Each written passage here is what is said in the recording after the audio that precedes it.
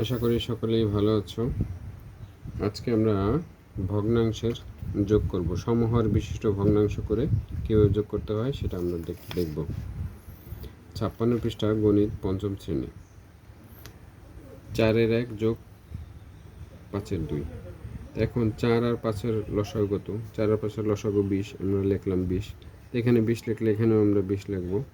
এখন এই 4 দিয়ে প্রথমে এই 20কে ভাগ করব। কত হলো? 4 5 5 5 দিয়ে আবার এই লবকে গুণ করব। 5 অক্ষে 5। তারপরে এই হর দিয়ে এই 20কে ভাগ করব। 5 দিয়ে 20কে ভাগ করলে 4 হয়। 4 দুগুণে 8 হবে। 4 দুগুণে 8 লিখলাম।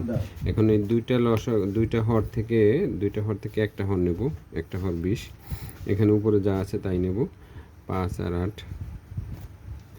তাহলে এখানে আমরা 20-এর 20 নামাবো। 8 5 কত হয়? 13। তাহলে 20-এর 13। তাহলে এখানে হবে হচ্ছে 20-এর 13।